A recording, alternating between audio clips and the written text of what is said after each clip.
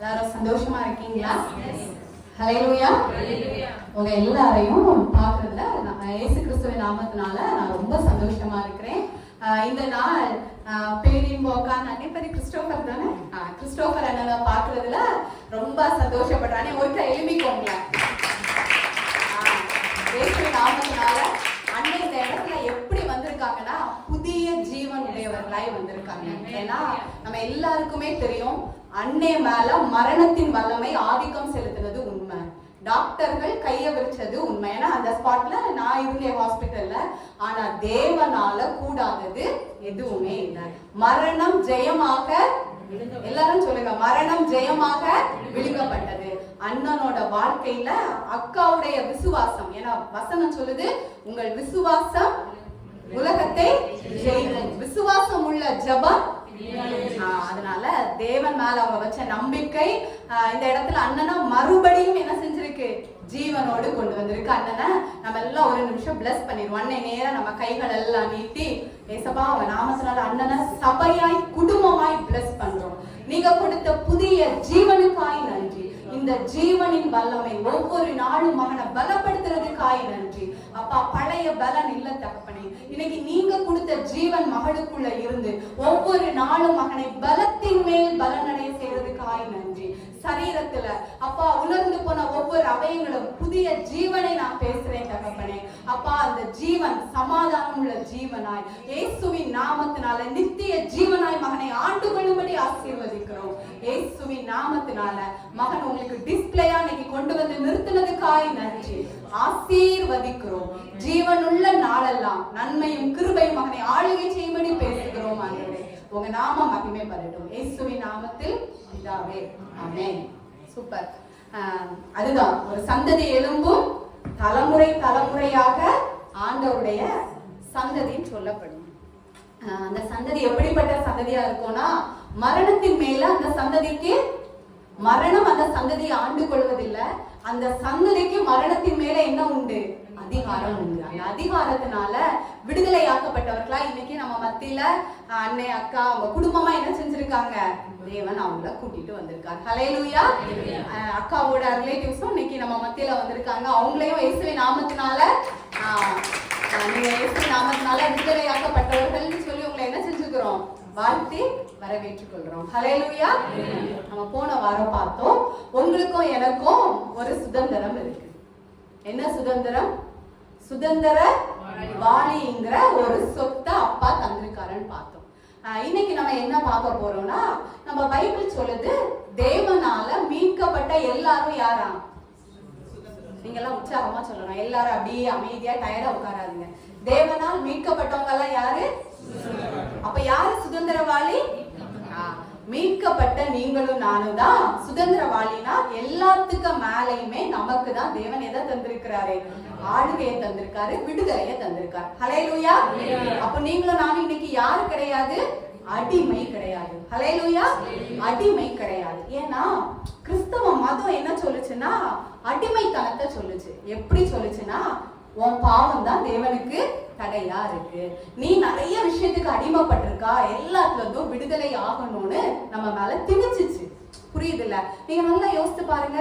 நம்ம கூட சில காலகட்டங்கள்ல எப்படி இருந்திருப்போம்னா, நான் தகுதி இல்லை, என் பாவம் தான் இதுக்கு தடையா இருந்துச்சு. என்ன முறையில நம்ம தேவனை அணுகிருப்போம்னா, ஒரு விஷயத்துக்காக ஜெபம் பண்ணியிருப்போம். ஆமாவா இல்லையா? அந்த ஜெபம் நடக்காத உடனே என்ன செஞ்சிருப்போம், இன்னும் என்ன செஞ்சிருப்போம், ஜோமனை பார்த்தோம் இன்னும் நடக்கல, அப்ப என்னன்னு தெரியல, உடனே என்ன செஞ்சிருப்போம்னா உபவாசம் இருந்து ஜெபம் பண்ணி இருப்போம். செஞ்சிருப்போமா இல்லையா? அதிகாலையில எழும்பி ஆண்டவரை தேடி இருப்போம்.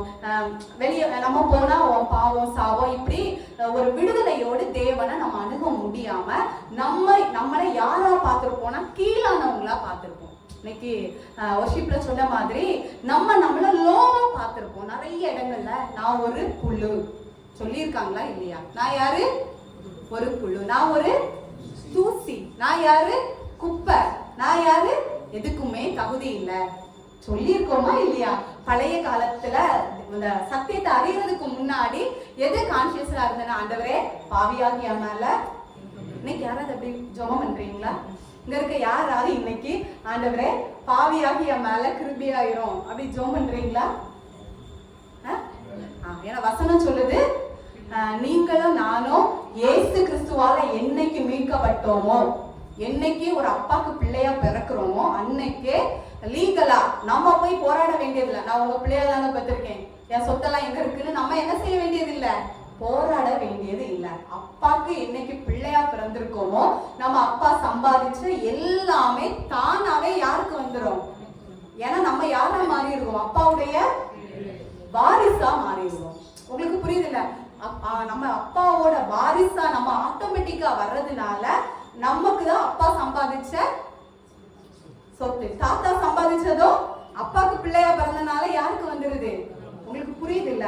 நம்ம எல்லாரும் வாரிசா மாறிடுவோம். இயேசு கிறிஸ்து மூலமா சிலுவையில என்னைக்கு மீட்கப்பட்டோமோ நீங்களும் நானும் தேவனுக்கு வாரிசா இருக்கும். ஹல்லேலூயா. பைபிள் வசனம் சொல்லுது, தேவனுக்கு கிறிஸ்துவுடனே கூட நீங்களும் நானும் யாரும் தெரியுமா? உடன் சுதந்திரவாளி. கிறிஸ்து இப்படி நின்னா நீங்களும் நிக்கலாம். தைரியமா இயேசு கிறிஸ்துவோட கூட பிதா கிட்ட போகக்கூடிய கிருபையை யார் பெற்றிருக்கா? உங்களுக்கு புரியுதா? இயேசு கிறிஸ்து நிக்கிறாரு, பிதா உட்கார்ந்து இருக்காரு. இயேசு கிறிஸ்து நம்ம தகுதி இல்ல அப்படின்னு என்ன செய்ய வேண்டியது இல்ல. இயேசு கிறிஸ்துவ நம்மளும் வசனம் சொல்லுது, இயேசு கிறிஸ்துவோடு கூட நீங்களும் நானும் யாராம்? உடன் சுதந்திரவாளி. முதல்ல நம்ம யாரு, நம்மள தேவன் எப்படி வச்சிருக்காருன்னு தெரிஞ்சாதான் என்ன சொத்து இருக்கு, எங்கெல்லாம் இருக்கு, அப்பா இத நமக்காக சம்பாதிச்சிருக்காருன்னு தெரிஞ்சு அப்பாவை புரிஞ்சாதான் அப்பாவோட என்ன செய்ய முடியும்? என்ன செய்ய முடியும்? நல்ல ஒரு ரிலேஷன்ஷிப்ல என்ன செய்ய முடியும்? எங்க அப்பா ரொம்ப பொல்லாதவர், கோபக்காரரு, அவரு என்ன செஞ்சாலும் இப்படி எல்லாம் நினைச்சோம்னா அண்டர்ஸ்டாண்டிங் இல்லைன்னா என்ன செய்ய முடியாது? அங்க உறவு இருக்காது, ஆளுகை இருக்காது. நீங்க நல்லா யோசித்து பாருங்க. பைபிள்ல 2 பேர் தெரியும். இளைய குமாரன் தெரியுமா தெரியாதா? நம்ம எல்லாம் அதை யாருன்னு சொல்லுவோம்? கெட்ட குமாரன் சொன்னா எல்லாருக்குமே தெரிஞ்சிடும். அந்த கெட்ட குமாரன் சொல்லக்கூடிய இளைய குமாரனை குறித்து சொல்லுது. அவன் என்ன செஞ்சுட்டான்? சொத்தெல்லாம். உங்களுக்கு புரியுதா? அப்பா கிட்ட இருந்து போகும்போது தானா போகல, எப்படிதான் போனான்? ஏன் சொத்தெல்லாம் பிடிச்சிட்டு போனான்? சொல்லுங்க. ஏன் அப்பாட்ட இருந்து தனியா போகும்போது அவன் சொத்தெல்லாம் பிடிச்சிட்டு போனான்? என்ன நினைக்கிறீங்க? யாரு ஜாலியா இருக்கிறதுக்கு அவன் பங்கு எடுத்துட்டு போனான். போறவே சும்மா போயிருக்கலாம்ல, அப்பாவை சும்மா அனுப்பி இருக்கலாம். ஏன்னா அது அவனுடைய உரிமை. அது அவன் அப்பாவுக்கு மகனா பிறந்ததுனால அவனுக்கு கொடுக்கப்பட்ட உரிமை தான் அந்த சுதந்திரம், சொத்து. அதனால போகும்போது சும்மா போகல, சொத்தோடி போனான். எதுக்கு சொல்றேன்னா, நீங்களும் நானும் என்னைக்கு அவரை ஏற்றுக்கொண்டோமோ அன்னைக்கு நமக்கு ஆட்டோமேட்டிக்கா லீகலா ஒரு உரிமை இருக்கு. இயேசு கிறிஸ்துக்கு எதெல்லாம் கொடுக்கப்பட்டுச்சோ எல்லாம் நமக்கும். அதை விட நம்ம அப்பா இன்னும் அதிகமா சொல்லியிருக்காரு, நம்மள ரொம்ப நேசித்ததுனால இயேசு கிறிஸ்து செஞ்சதை மாத்திரம் நீ செய்ய மாட்ட, அதை விடையும் உன்னை வச்சு நான் பெருசா செய்வேன். உங்களுக்கு புரியுதுல்ல? முதல்ல என்ன கான்சியஸ் வேணும்னா, அப்பாவை புரிஞ்சு கொள்ற இதயம் வேணும். ஏன்னா இன்னைக்கு உலகம் மதம் அப்பாவை எப்படி காணிக்குதுன்னா, உங்க பாவம் உலகம் அழிய போகுது. கேட்டிருக்கீங்களா? யூடியூப திறந்தா இதோ வாசப்படியில நிக்கிறார், உலகம் அழிய போகுது. எங்கேயாவது நிலச்சரிவு வந்துருது, எங்கேயாவது பூமி எதிர்ச்சி வந்துருது, உடனே நம்ம ஆட்கள் என்ன பேசியிருக்காங்க? இது கடைசி காலம், எக்காலம் உடைக்கப்பட்டாச்சு, எக்காலம் ஊதப்பட்டாச்சு, முத்திரை உடைக்கப்பட்டாச்சு. இதெல்லாம் என்ன காரணம் நினைக்கிறீங்கன்னா, அப்பாவை புரிஞ்சு கொள்ளாத காரணம் தான். ஹல்லேலூயா. நமக்கு ஒரு தகப்பன் இருக்கிறார். எவ்வளவு நல்ல தகப்பன்னா, இயேசு கிறிஸ்து மூலமா நம்மளை மீட்டு கொண்டது மாத்திரமல்ல, எல்லாத்துக்கும் நம்மள அதிகாரியா வச்சுட்டாரு, எல்லாத்துக்கும் நம்மள தலையா வச்சிருக்கிறாரு. இங்க இருக்கிற எனக்கு வர்ஷிப் பண்ணும்போது என்ன ஹாப்பியா இருந்துச்சுன்னா, நிறைய விஷயம் இன்னைக்கு நான் யோசித்ததுதான். அடிமை இல்ல, உங்களை தாழ்வா பார்க்காதுங்க, உங்களுக்குள்ள இருக்கிற காட வேல்யூ பண்ணுங்க. ஏன்னா நம்மளுக்குள்ள இருக்கிற காட வேல்யூ பண்ணிட்டாலே நம்ம வேல்யூ தெரிஞ்சிடும். புரியுதா? முதல்ல நமக்கு யார தெரியணும்னா, காட் யாரு அப்படிங்கறத வேல்யூ பண்ண ஆரம்பிச்சிட்டாலே நம்ம அவராக எப்படி இணைக்கப்பட்டோங்கிறதோட வேல்யூ புரியும். ஹல்லேலூயா. எல்லாரும் சந்தோஷமா இருக்கீங்களா? நீங்க நல்லா பாத்தீங்கன்னா தெரியும், அவன் சொத்தெல்லாம் எடுத்துட்டு போனா, வசனம் சொல்லுது அவன் எல்லாத்தையும் அழிச்சிட்டான். பன்னியோட தவிடால கூட அவனோட வயிறை என்ன செய்ய முடியல, மனம் போல போன ஒரு மகன். சரி, அப்பா பொல்லாதவர், அப்பா குடும்பக்காரரா இருந்தா அவன் திரும்பி வரும்போது அப்பா என்ன செஞ்சிருக்கணும்? என்ன செஞ்சிருக்கணும்? ஏறி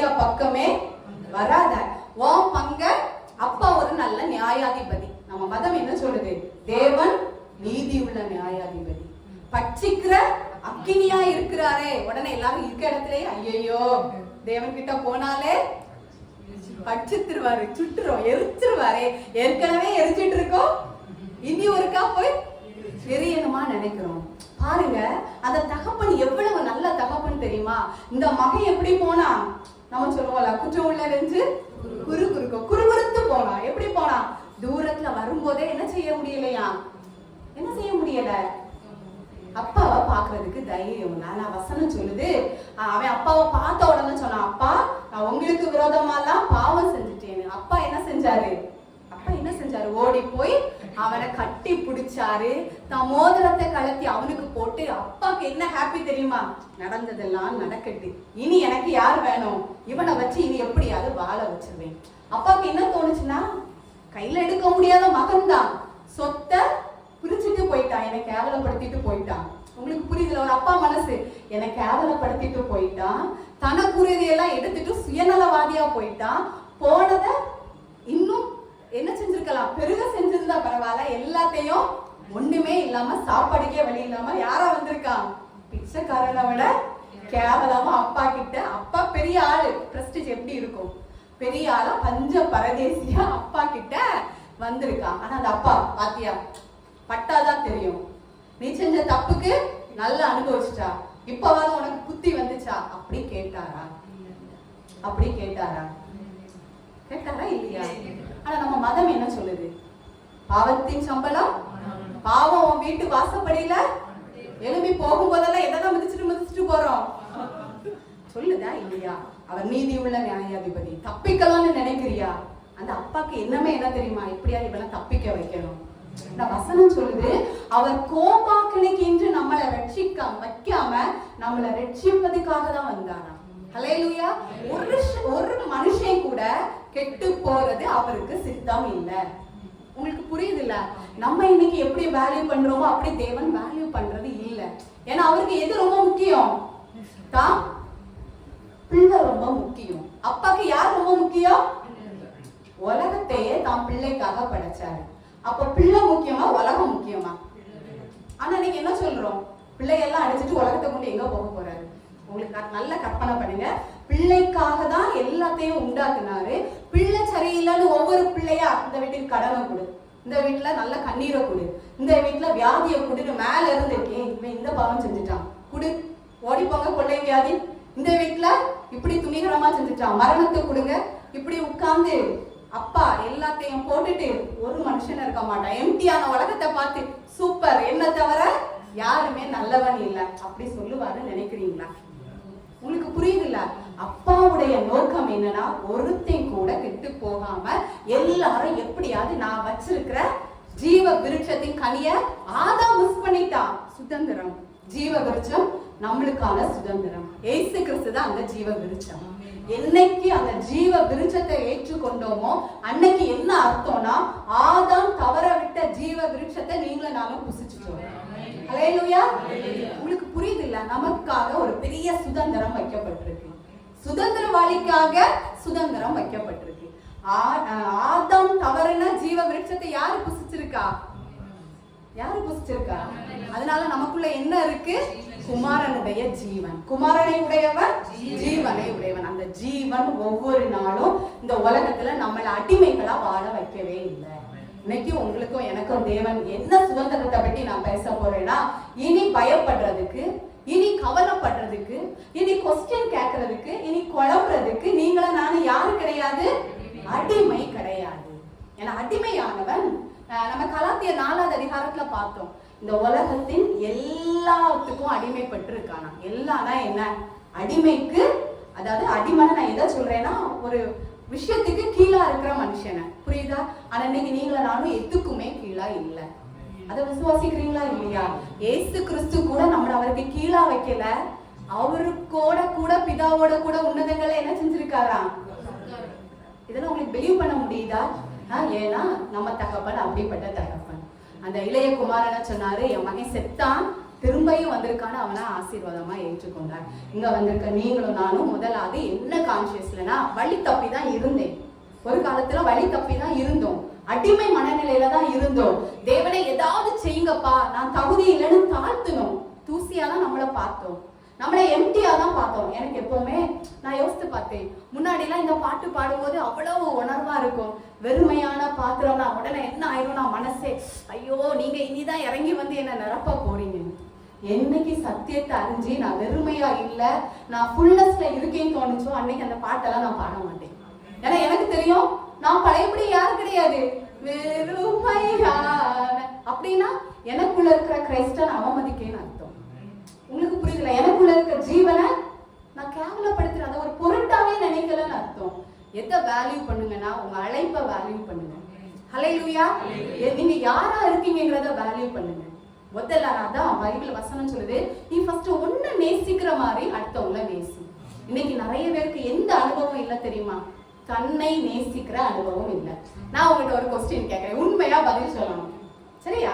இங்க இருக்க எத்தனை பேர் நான் அவரை நான் என்னன்னா என்ன இல்ல உங்களை கேட்கிறேன், நான் என்ன முழு மனசோடு நேசிக்கிறேன் அப்படின்னு சொல்றேங்க மாத்திரம் கைய வைத்துங்க பாப்போம். நல்ல கை வைக்கணும்.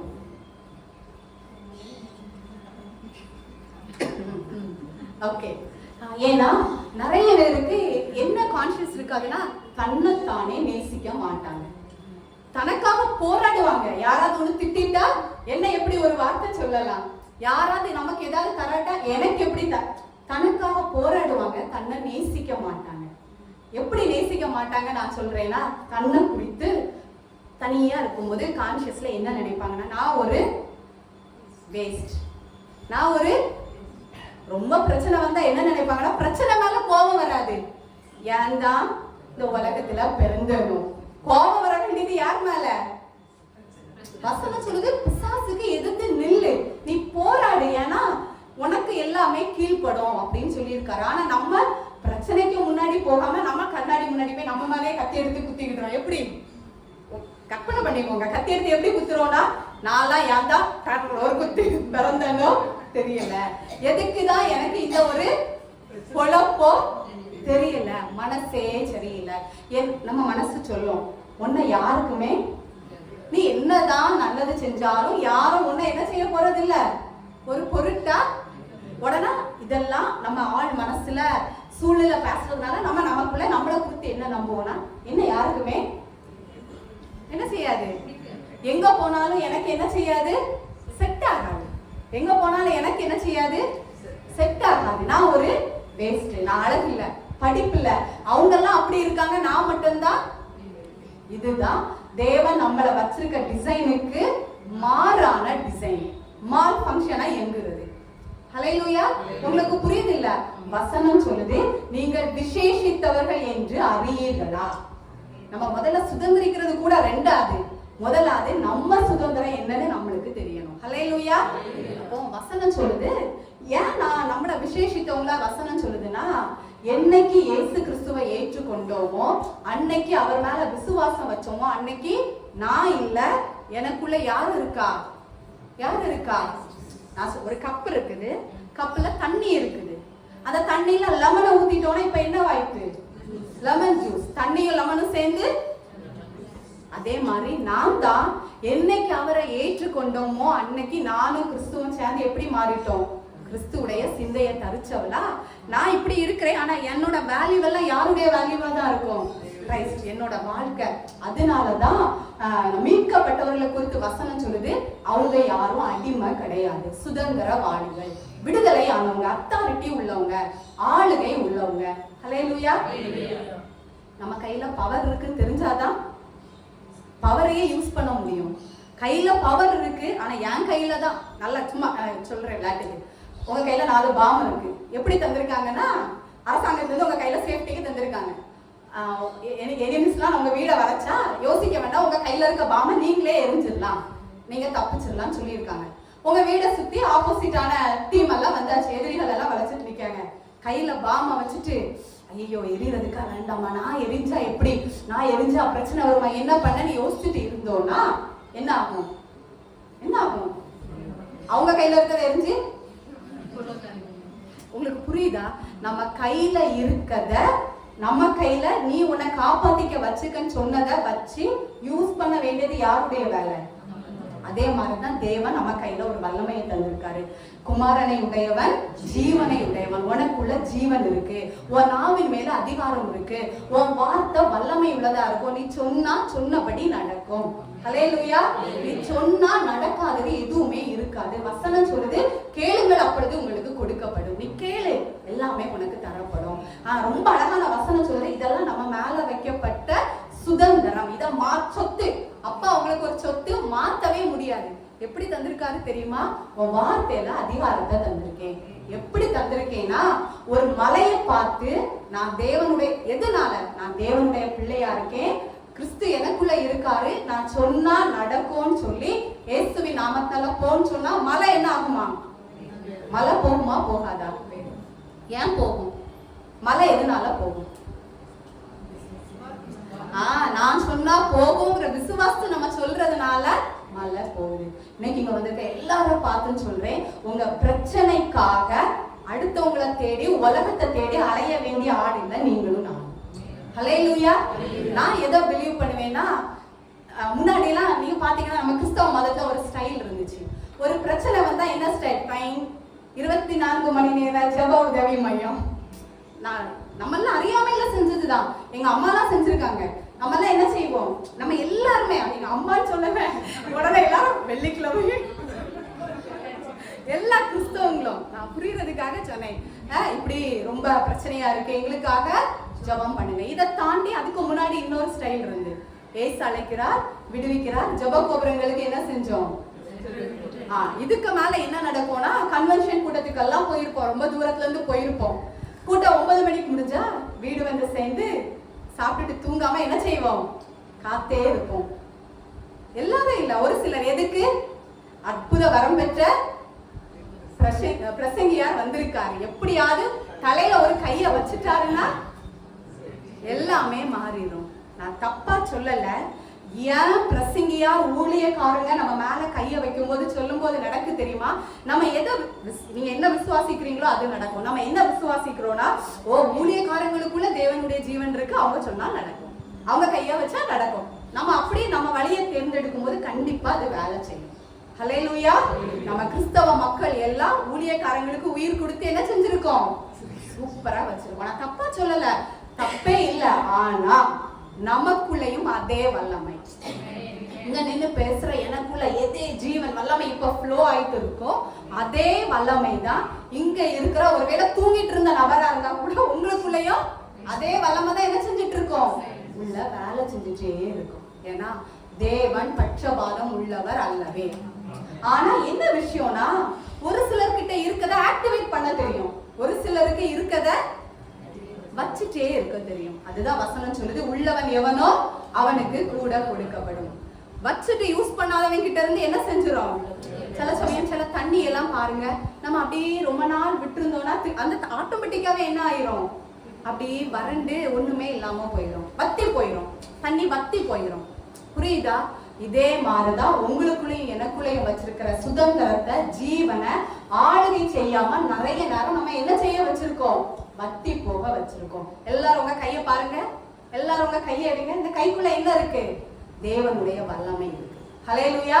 இந்த கைகளை பார்த்து சொல்லுங்க, இந்த கையில இயேசு கிறிஸ்துக்குள்ள என்ன வல்லமை இருந்துச்சோ அதே வல்லமை இந்த கைகளை தேவன் வச்சிருக்காரு. ஏன் நான் சொல்றேன்னா, உங்களுக்கு ஒரு சூழ்நிலை வித்தியாசமா இருந்துச்சுன்னா இந்த கைகளை வச்சு பேசுங்க. புரியுதா? உங்க வாய் இருக்குல்ல, உங்க வாயில என்ன இருக்கு? வசனம் சொல்லுது, நீதிமானுடைய வாய் ஜீவ ஊற்று. நீதிமானுடைய வாய் என்ன செய்யுதான்? ஜீவ ஊற்று. அப்ப நல்லா பாத்துக்கோங்க. அப்ப சுதந்திரம் இயேசு கிறிஸ்து மூலமா தேவன் நம்ம எல்லாருக்கும் சொத்து தந்திருக்காரு. அந்த சொத்துல முதல்ல என்ன சொல்லிட்டாருன்னா, நீ எப்பவும் எனக்குள்ளேயே இருக்கலாம், நீ தகுதி இல்லைன்னு சொல்லி தள்ளி நிக்காத. இந்த அப்பா கிட்ட போறதுக்கு என்கிட்ட எந்த தகுதியும் இல்லைன்னு என்ன செய்யாத? தள்ளி நிக்காத. நீ எப்பவுமே என் கூட இருக்கலாம், நான் உனக்குள்ளதான் இருக்கேன்னு சொல்லியிருக்காரு. முதல் புரிஞ்சுச்சுல, முதல் சொத்து. ரெண்டாவது, நீ அடிமை இல்ல, என் பிள்ளையா இருக்கா, என் புத்திரனா இருக்கான்னு சொல்லியிருக்காரு. மூணாவது, உனக்குள்ளேயே தான் நான் வாசம் பண்ணிட்டு இருக்கேன்னு சொல்றாரு. அப்போ நீங்களும் நானும் அந்த உலகத்துல யாரும் இல்ல, தனியானவங்க கிடையாது. ஹல்லேலூயா. நிறைய பேர் சொல்லுவாங்க, எனக்கு யாருமே இல்லை, நான் தனியா இருக்கேன், எனக்கு எதுவுமே கிடையாது. நம்மளுக்குள்ள யாரு இருக்கா? பெரிய சேனைகள் எங்க இருக்கு? நமக்குள்ள இருக்கு. ஏன்னா தேவனுக்கு ஒரு நாமம் இருக்கு. சேனைகளின் கர்த்தர் நம்மோடு இருக்கிறார். ஹல்லேலூயா. வசனம் என்ன சொல்லுது? சேனைகளின் கர்த்தர் நம்மோடு இருக்கிறார். யாக்கோபின் தேவன் நமக்கு. அப்ப நல்லா யோசிங்க, நீங்க தனியா இருக்கீங்களா? எப்படி இருக்கீங்க? எப்படி இருக்கீங்க? பெரிய சேனைகளோட இருக்கிறேன். இதுதான் நான் சொன்னேன். சொத்து என்ன இருக்குன்னு தெரிஞ்சாதான் சொத்தை ஹேண்டில் பண்ண முடியும். எந்த இடத்துக்கு போனாலும் சூழ்நிலை எப்படி இருந்தாலும் என்ன யோசிக்காதுங்கன்னா, உங்க முன்னாடி இருக்கிற நபரை சூழ்நிலைய பெருசா பார்க்காதுங்க. நம்ம நிறைய நேரம் அப்பா இவங்களாம் நமக்கு விரோதமா பெரிய குரூப், இவங்க முன்னாடி எல்லாம் நம்மளால நிக்க முடியாது. இதுதான் அடிமை மனநிலை. ஆனா இன்னைக்கு நீங்களும் நானும் யாரு கிடையாது, இல்ல. அவர் என்ன சொல்றாரு தெரியுமா? நீ தனியா இல்ல, என் சேனையே உன் கூட இருக்கு. சேனைகளின் கர்த்தர் நம்மோடு இருக்கிறார். உன் பக்கத்துல 1000 பேரும் உனக்கு விரோதமா 10,000 பேரும் விழுந்தாலும் நீ பயப்படாத. ஏன்னா உன்கிட்ட யாரு இருக்கா? நம்ம எங்கேயுமே தனியா இல்லை. எந்த இடத்துக்கு போனாலும் ஒருவேளை சூழ்நிலை உள்ள நெருக்கத்துல அப்படியே தனிமைப்படுத்துற மாதிரி இருந்தா கூட நான் தனியா இருக்கேன், எனக்குன்னு யாருமே இல்லைன்னு யோசிக்காதீங்க. என்ன நினைங்கன்னா, நான் தனியா இல்லை, சேனைகளின் கர்த்தர் என் கூட இருக்காரு, அவர் எனக்காக பராக்கிரமம் செய்வாரு. நான் போய் நின்னா திறக்காத கதவுகள் திறக்கும். ஹல்லேலூயா. ஏன் தெரியுமா? உங்களுக்கும் எனக்கும் அப்பா சொத்து தரும்போது சொல்லி தந்தாரு, உன் மேல ஒரு டிசைன் இருக்கு, அதான் நான் சொல்றேன், யூஸ் பண்ணு, நீ போய் நில்லு, திறந்த வாசலை தான் நான் உனக்கு வச்சிருக்கேன். வசனம் சொல்லுது, ஜெயில படுத்திருந்த பேதுருவ தேவதூதன் தட்டி எழுப்பி கொண்டு போனாருல, ஒரு இடத்துல விட்டுட்டு போயிட்டாரு. இருப்பு கதவு பக்கத்துல விட்டுட்டாரு. நம்மளா இருந்தா என்ன நினைச்சிருப்போம்? அட பாவி, இப்படி நடு ரோட்ல கொண்டு விட்டுறதுக்கு ஜெயிலையாவது நான் நிம்மதியா என்ன செஞ்சிருப்பேன்? தூங்கிட்டு இருந்திருப்பேன். என்ன கொண்டு நடு ரோட்ல விட்டுட்டு போயிட்டியே அப்படின்னு. ஆனா வசனம் சொல்லுது, பேதுரு அந்த இருப்பு கதவு பக்கத்துல நிக்கும் போது என்ன நடந்துச்சா? கதவு, இருப்பு கதவு என்ன செஞ்சுச்சு? தானாய் பேதுருக்கு திறந்துச்சு. ஏன் பேதுருக்கு இருப்பு கதவு தானா திறந்துச்சு? ஏன் சொல்லுங்க, ஏன் திறந்துச்சு? பேதுருக்குள்ள இருந்த ஜீவனின் வல்லமை அவனுக்காக வேலை செஞ்சுச்சு. அவனுக்கு என்ன கான்சியஸ் இருந்திருக்கும்னா, இது எனக்கு ஒரு மேட்டரே இல்லை, ஜெயில இருந்து தூதன் என்ன கொண்டு விட்டானா இதையும் தாண்டி இங்கேயும் போவேன். வசனம் அழகா சொல்லுது, பேதுருக்கு இருப்பு கதவு தானாய் திறந்தது. நீங்களும் நானும் நம்ம சுதந்திரம். நான் எங்க போய் நின்னாலும் எனக்கான கதவுகள் எப்படிதான் இருக்கும்? திறந்தே இருக்கும். எனக்கு தேவன் வச்சிருக்க நன்மையை யாரும் என்ன செய்ய முடியாது, தடுக்கவே முடியாது. தேவன் என் பட்சத்துல இருக்கும் போது எனக்கு விரோதமாய் மனநிலை தான் ரொம்ப மேட்டர். கிறிஸ்தவ வாழ்க்கையினால என்ன வாழ்க்கை தான்?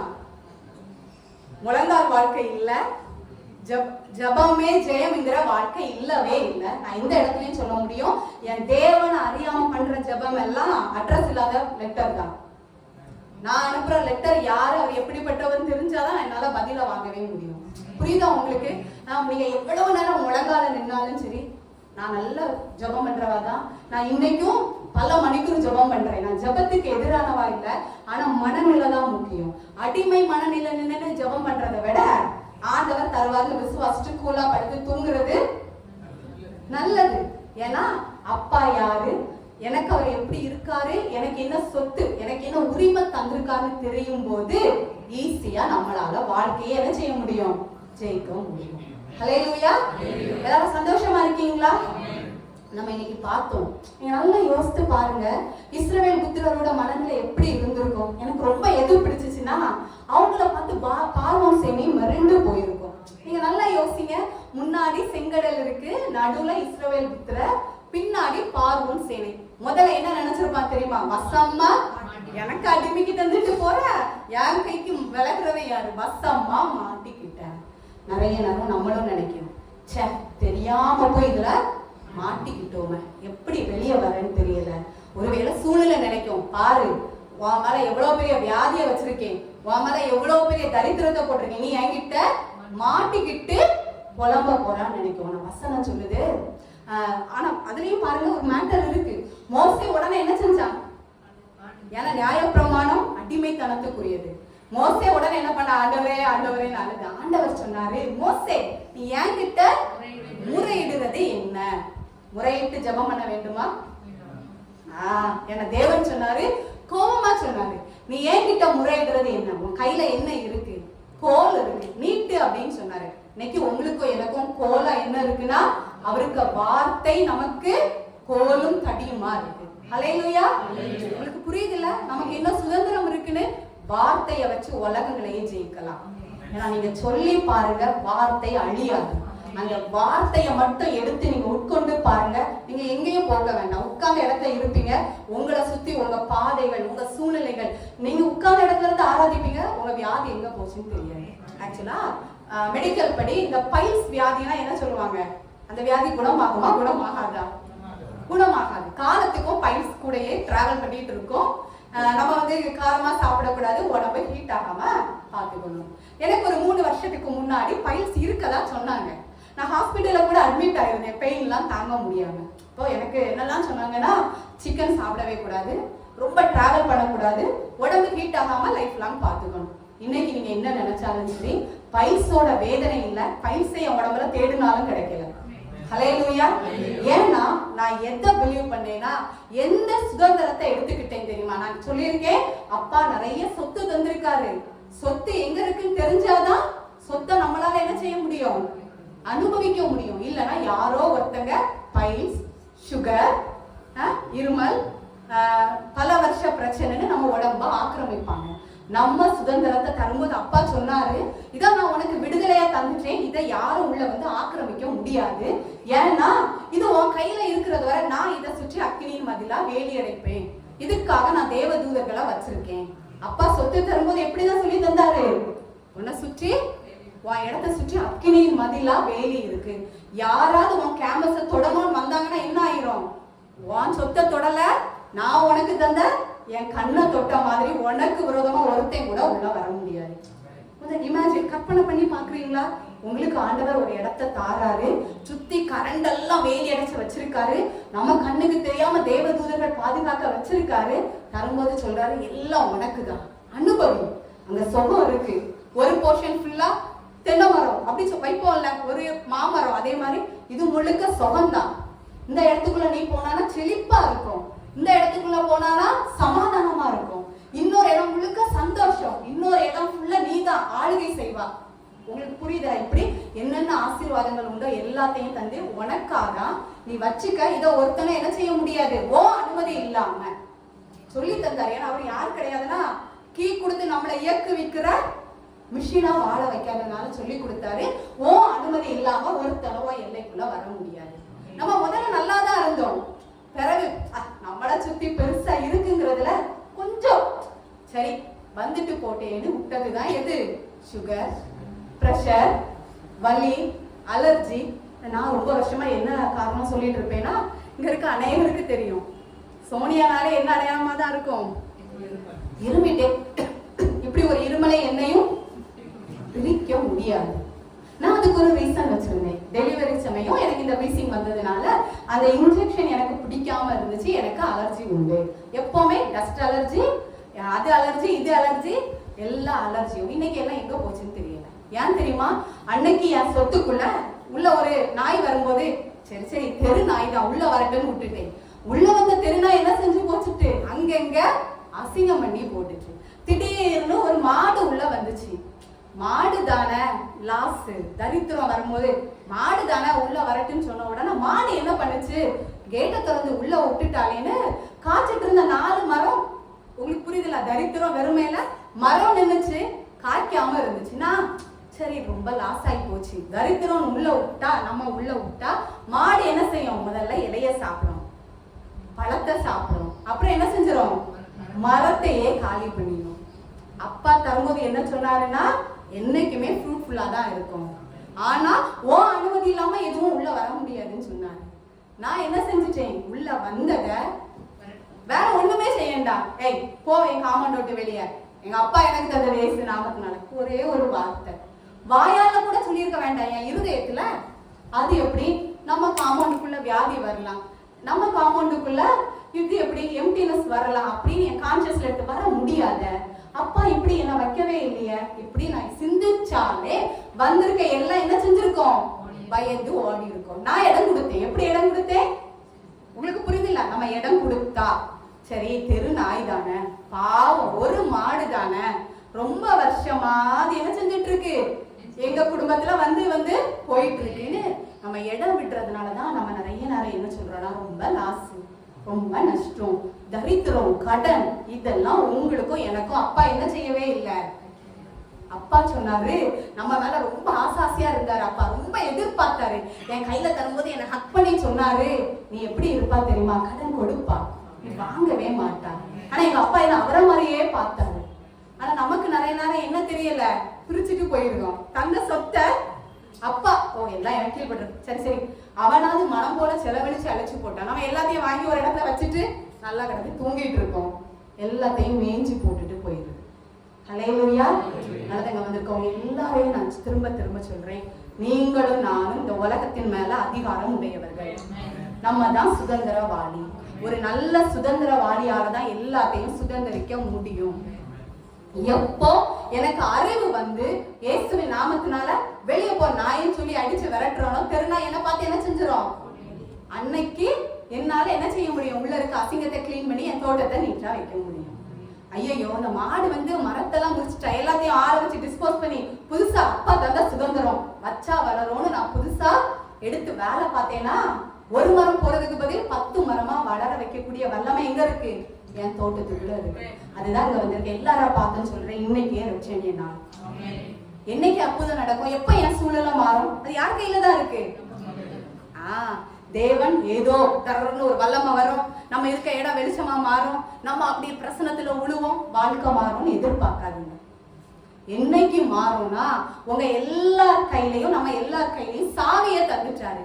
எப்போ போய் திறக்கிறோமோ லாக் ஓபன் ஆகும். உங்களுக்கு புரியுதுங்களா? ஹல்லேலூயா. எல்லாரும் சந்தோஷமா இருக்கீங்களா? உங்களுக்கு புரியுதா? நம்ம கையில தான் என்ன இருக்கு, ஆளுகைங்கிற சாவி, தோட்டத்தை பராமரிக்கிற சாவி நம்ம கையில இருக்கு. எப்போ நம்ம சூழ்நிலை சரியாகும்னா, எப்போ அந்த சாவியை வச்சு ஓபன் பண்றீங்களோ உள்ள போயிடலாம். யாரெல்லாம் ஓபன் பண்ண ரெடியா இருக்கீங்க? எப்படி நம்ம ஓபன் பண்ணணும்னா, நான் சொல்லி தந்தேன். ஆண்டவர் பார்த்து சொன்னாரு மோசேட்ட, உன் கையை நீட்டுன்னு சொன்னாரு. இன்னைக்கு உங்க வார்த்தைய பேசுங்க. வீட்டுல போய் உட்கார்ந்து கண்ணை மூடி வார்த்தைய பேசுங்க. உங்களுக்கு ஏதாவது வியாதி இருக்கும்னா அந்த வியாதியை பார்த்து பேசுங்க. எங்க அப்பா எனக்கு தந்த சுதந்திரம், அவருடைய தழும்புகளால் சுகமாக்கப்பட்டவன், என் எல்லையை விட்டு வெளியப்பா. எங்க அப்பா தந்த, இப்படியே உங்களுக்கு புரியுற மாதிரி இருக்கும், எங்க அப்பா தந்த சொத்தை அபகரிக்காத, ஆளுகை செய்யாத, வெளியப்பான்னு சொல்லுங்க. நான் இயேசுவின் நாமத்தினால சொல்ல முடியும், நல்லா சிக்கன் சாப்பிடுவேன். எனக்கு ரொம்ப பிடிச்சதே சிக்கன் தான். புரியுதா உங்களுக்கு? நான் நல்லா சிக்கன் சாப்பிடுவேன், நல்லா டிராவல் பண்ணுவேன், தண்ணியே குடிக்கிறது இல்லை. சில நாட்கள் தண்ணியே குடிக்காத நாட்கள், சாப்பிடறதை தாண்டி குடிக்காத நாட்கள் இருக்கு. ஆனா இன்னைக்கு நான் விடுதலையோட இருக்கிறேன். நான் போன வாரம் சொன்னேன், எனக்கு நல்ல ஒரு கால் பெயின், இந்த இடத்துல நரம்பெல்லாம் தடிச்சு இருந்துச்சு. நான் கற்பனை தான் பண்ணுறேன், உட்காந்து எதை கற்பனை பண்ணேன்னா, நான் இன்னைக்கு பேசுறேன்ல, ஒரு சொத்து அப்பா தந்தாரு, சுகமாயிட்டேன்னு சொல்றாரு, நான் இடம் விட்டனாலதான் இப்படி இருக்கு. அந்த கால் வலி இப்படி இல்லாம இருக்கவே முடியாது. 1% கூட நான் அவருடைய சமூகத்துல சொல்றேன் வலியே இல்லை. நான் முற்றிலும் விடுதலை ஆகியிருக்கேன். எதனால தெரியுமா? அப்பா தந்த சுதந்திரம் எனக்குரியதுங்கிற என் சுதந்திரத்தின் மேல எனக்கு கண்மூடித்தனமான நம்பிக்கை இருக்கு. என் சுதந்திரத்தை இனி திருடனுக்கு நான் இடம் கொடுக்கவே மாட்டேன்.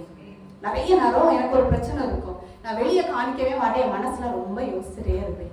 என் மனசு நிறைய நேரம் சும்மாவே இருக்காது. நிறைய பேர் சொல்லுவாங்கல்ல, சும்மா கிடக்குற சங்க ஊதி கெடுக்கும். எப்படின்னா அமைதியா உட்காந்து பிரச்சனைய மனசுல அசைப்பட்டு, சேச்ச இது இப்படி இருக்கு, அது இப்படி இருக்கு, தேவையில்லாம கவலைப்படுறது, குழம்புறது, வருத்தப்படுறது, இப்படி எல்லாம் இருக்கும். ஆனா என்னைக்கு அப்பா சுதந்திரத்தை தரும்போது சொன்னாரு, நீ விடுதலை ஆக்கப்பட்டிருக்கா. ஹல்லேலூயா. ஏன்னா வசனம் சொல்லுது, இயேசு கிறிஸ்து நம்ம எல்லாரும் என்ன செஞ்சிருக்காராம், சுதந்திரவாளினால என்ன அர்த்தம், இந்தியாவுக்கு சுதந்திரம் கிடைச்சுன்னா என்ன அர்த்தம், விடுதலை. சுதந்திரவாளி விடுதலை ஆக்கப்பட்டவங்க. அப்பா தரும்போது சொன்னாரு, நீ விடுதலை ஆக்கப்பட்டவன். நீங்க என்ன நினைச்சாலும் சரி, நான் இயேசுவின் நாமத்தினால சூழ்நிலைகள் எப்படி இருந்தாலும் சரி, நான் திருப்பி திருப்பி சொல்றேன், சூழ்நிலை நல்லா இருக்கும் போது சந்தோஷப்பட்டீங்கன்னா நீங்க சாதாரண பர்சன் தான். ஏன்னா நம்புறதுக்கு எல்லாமே நம்பிக்கையா இருக்கும்போது கவலை வராது, பயம் வராது. நம்புறதுக்கு ஏதுவில்லாத சூழ்நிலைகளோட நீங்க தாண்டி வரும்போதும் நீங்க சந்தோஷமா இருந்தீங்க பாருங்க, அதுதான் உங்க மனநிலையில நீங்க பெற்ற விடுதலை. ஹல்லேலூயா. நீங்க நம்புறதுக்கு சான்ஸே இல்லாத இடத்துலயும் என் அப்பா தந்த சுதந்திரம் சுகம், எங்க அப்பா தந்த சுதந்திரம் எதுதான், செழிப்புன்னு இருந்தீங்க. இப்ப நான் பெரிய அக்காவை சொல்லும் போது உங்களுக்கு புரியும். அந்த அண்ணன் ஹாஸ்பிட்டல் அட்மிட் ஆயிருக்கும் போது நம்புறதுக்கு ஏதுவில்லாத சூழ்நிலை. ஆனா அவங்க ஆண்டவர் அவங்களுக்கு கொடுத்த சொத்துல கண்மூடித்தனமா நம்பிக்கையா இருந்தாங்க. எந்த சொத்துல நம்பிக்கையா இருந்தாங்கன்னா, ஆன்ஜியோ பண்ணா ஸ்டட்டு கூட வைக்க வேண்டாம் நம்பினாங்க. காலையில எனக்கு ஃபோன் பண்ணும்போது சொன்னாங்க, அன்னைக்கு சோனி இப்படி அண்ணனுக்கு ஆன்ஜியோ பண்ண போறாங்க. நான் நார்மலா என்ன சொல்லுவாங்க, அந்த ஆன்ஜியோலாம் நல்லா நடக்கணும், ஆப்ரேஷன்ல தேவனோட கரமே செயல்படணும்னு ஜோம் பண்ணுங்கன்னு சொல்லுவாங்க. அக்கா சொன்னாங்க, அண்ணனுக்கு ஆன்ஜியோ பண்ணி செக் பண்ணும்போது அடைப்பே இருக்கக்கூடாது, எதுவுமே பண்ணக்கூடாது. நான் அப்படிதான் நினைக்கிறேன், நீ அப்படி ஜோம் பண்ணு சோனி அப்படின்னு.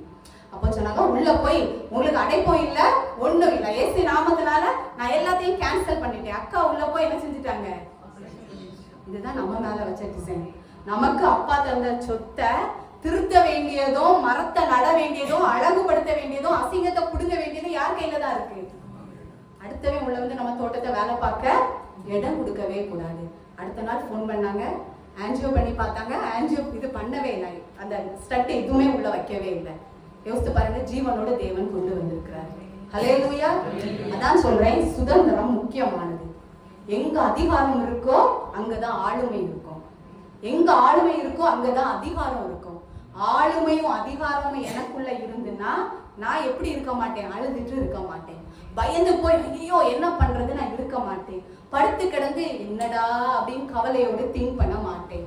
ஒரு விஷயத்துல என்னால சோர்ந்து போக முடியாது, எத்தனை முறை இடறினாலும் அத்தனை முறை எழும்பி நிற்பேன். ஆனா எனக்கு தெரியும், எனக்குள்ள ஒரு ஃபேவர், ஒரு வல்லமை, எனக்குள்ள ஒரு மந்திர சக்தியா தேவ வல்லமை வேலை பார்க்குது.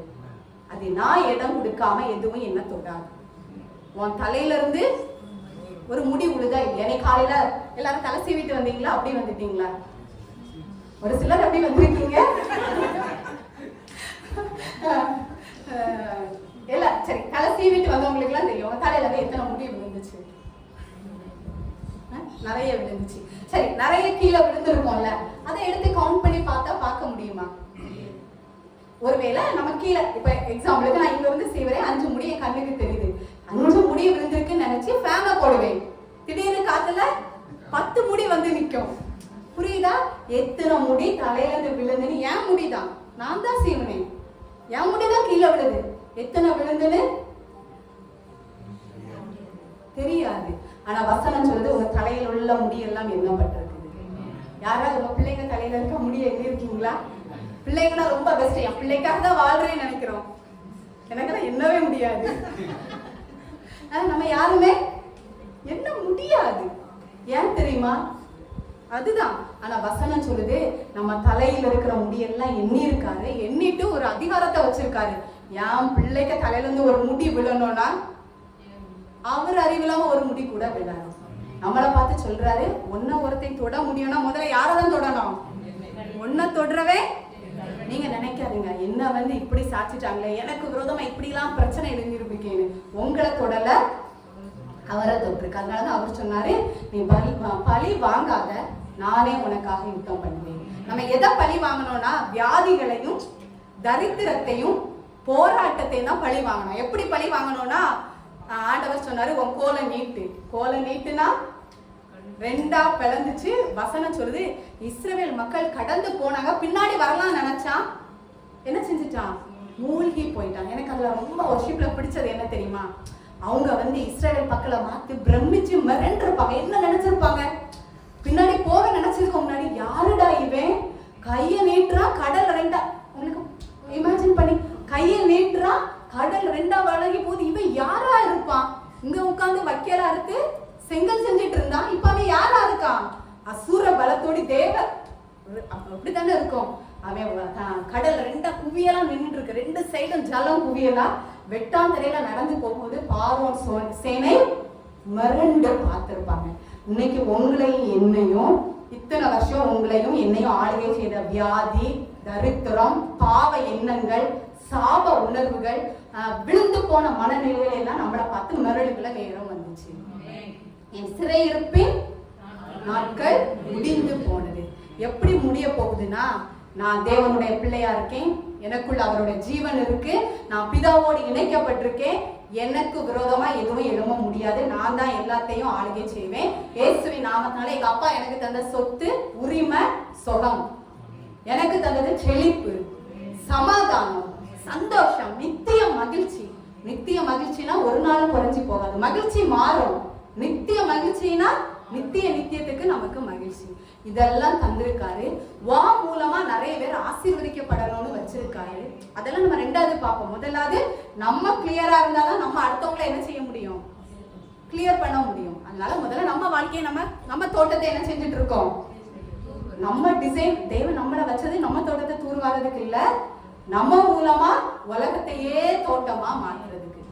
புரியுதா? உலகத்தையே தலைகீழா மாத்துறதுக்கு, கலாச்சாரத்தை மாத்துறதுக்கு, லைஃப் ஸ்டைல மாத்ததான் வச்சிருக்காரு.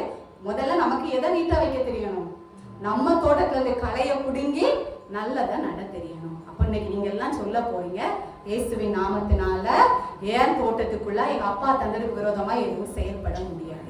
நம்ம களை பிடுங்கும் போது நம்ம தோட்டம் அழகா இருக்கும். அன்னைக்கு எல்லாமே நமக்கு கீழ்படுத்தப்பட்டதை உணர முடியும். அன்னைக்கு எப்படி இருக்கும்னா, பார்வோன் சேனை இவங்களை மிரண்டு பார்த்தது மாதிரி நம்ம கிட்டதான் இத்தனை வருஷம் இருந்துச்சு. வியாதி தரித்திரம்லாம் நம்மளை பார்த்தே எம்மா யாருடா இது அப்படின்னு நம்மளை பார்த்து தலை தெறிக்க ஓட போற நாட்கள் ஆரம்பம் ஆயிடுச்சு. ஹல்லேலூயா. அதே மாதிரிதான் அந்த நிறைவு செழிப்பு உங்களுக்குள்ள வந்து நிறைவு தரும் போது குறைவெல்லாம் இருந்த இடம் தெரியாம என்ன செய்ய போகுது, ஓட போகுது. இயேசுவின் நாமத்தினால பார்வோன் சேனை மூழ்கின மாதிரி நம்ம விடுதலை ஆறனால நம்ம கிட்ட இருக்கிற தரித்திரம், தோட்டத்தை ஆளுகை செஞ்ச மனநிலை, பாவம் எல்லாம் என்ன செய்ய போகுது, மூழ்க போகுது. நம்மெல்லாம் எழுப்பி நின்று சத்தியத்தை கேட்டிருக்கோம்.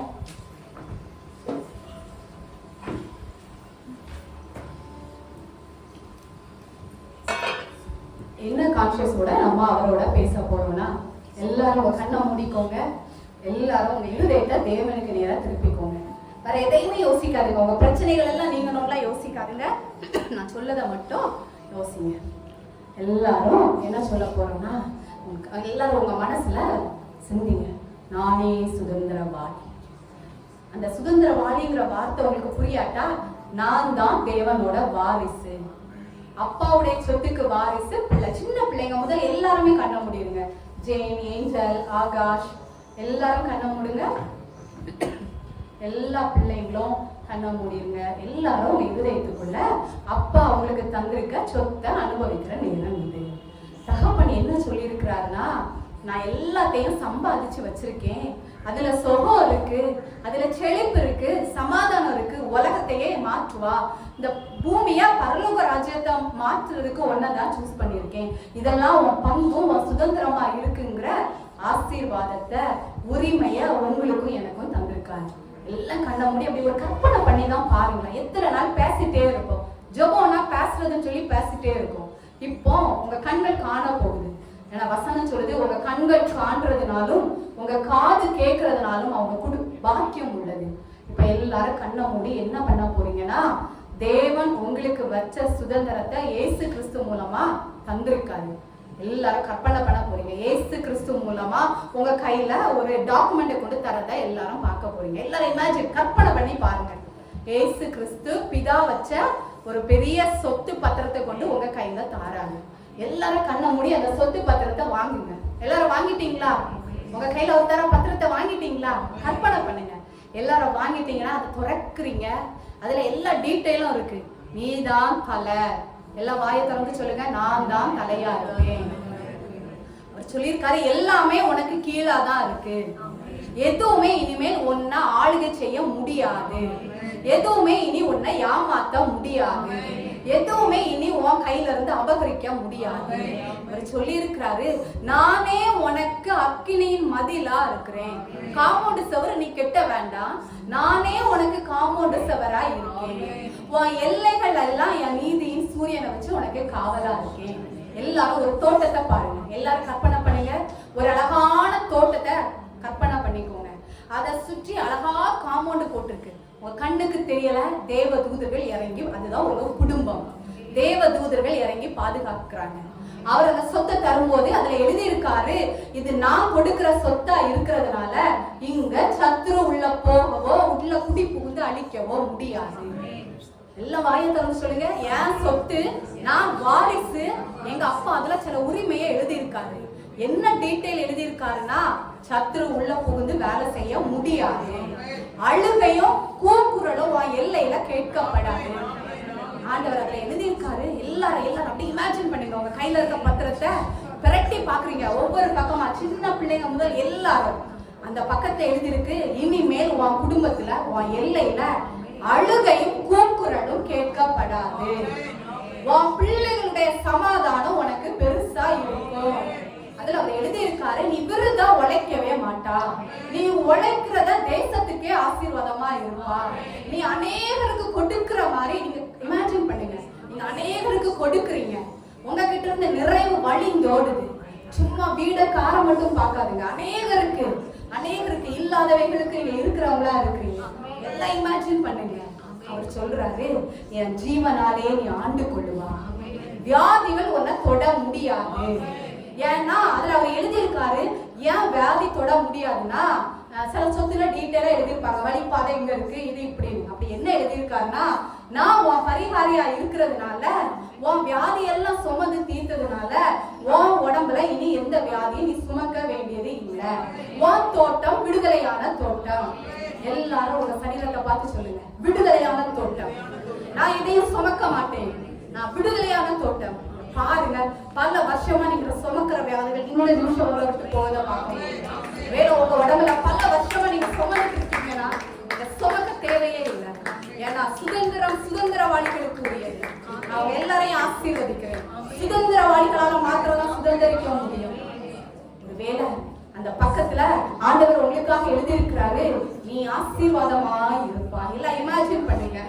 நீங்க ஆசீர்வாதமா இருக்கீங்க, குறைவே இல்லை. உங்க வீட்டுல எல்லாம் ஃபுல்ஃபில்லா இருக்கு. உங்க காசு அநேகருக்கு ஆசீர்வாதமா இருக்கு. நீங்க அநேகருக்கு ஆசீர்வாதமா இருக்க போறீங்க. அவர் உங்களை பார்த்து சொல்றாரு, இருள இருக்க ஜனத்தை நீ வெளிச்சமா மாத்த போற. அந்த தோட்டத்துல ஒரு பெரிய சுதந்திரம் நமக்காக வச்சிருக்கிறாரு. நீங்கள் உலகத்துக்கு வெளிச்சமா இருக்கிறீர்கள். இமேஜின் பண்ணுங்க, நீங்க வெளிச்சமா பாருங்க. அந்த தோட்டத்துல உங்களை ஒரு வெளிச்சமா பாருங்க. அவர் சொல்றாரு, வெளிச்சத்தினால எல்லா இருளும் மறைய போகும். நீங்க எங்கெல்லாம் போறீங்களோ, வீட்டுல சமைக்கும் போதும் வெளியே ஒர்க்கிங் போகும்போதும் எங்க இருந்தாலும் உங்க வெளிச்சத்தினால எல்லா இருளும் மூட போகும். அந்த சுதந்திரத்தை உங்க கையில தந்து அப்பா சொன்னாரு, இதெல்லாம் உனக்கு தான் கீழ்ப்படும்.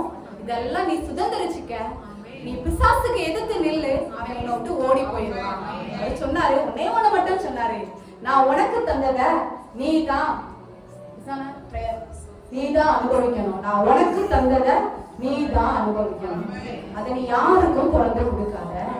தேவன் சொல்லும் போது என்ன சொன்னாருன்னா, உன் அனுமதி இல்லாம சத்துரு உப்புவோ குடியோடி போகவோ முடியாது. இயேசுவின் நாமத்தினால இங்க வந்திருக்க எல்லாரையும் நான் ஆசீர்வதிக்கிறேன். தகப்பனுடைய சுதந்திரம் வாரிசுகளான பிள்ளைகளுக்கு இங்க வந்திருக்க எல்லாரையும் ஆசீர்வதிக்கிறேன். அப்பாவுடைய எல்லா சொத்துக்களுக்கும் உரிமையாளர் நாங்களே.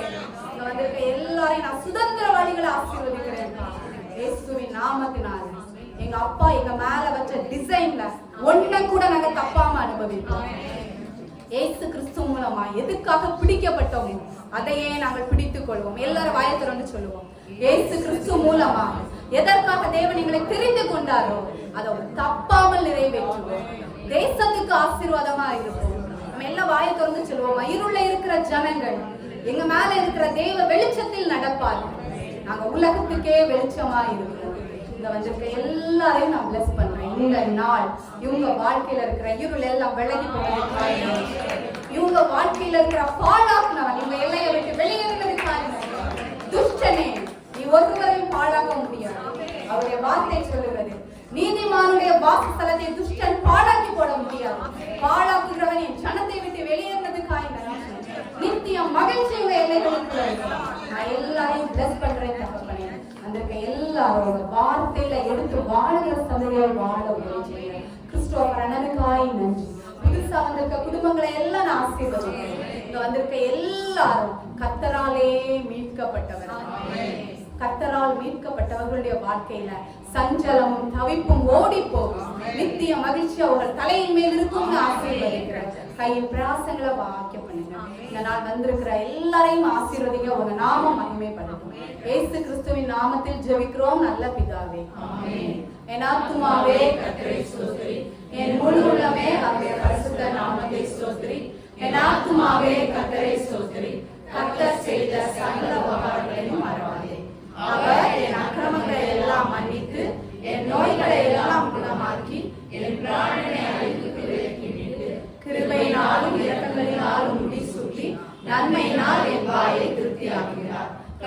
சமானமாய் இவள் வயது திரும்ப வாழ வயது போலாகிறது.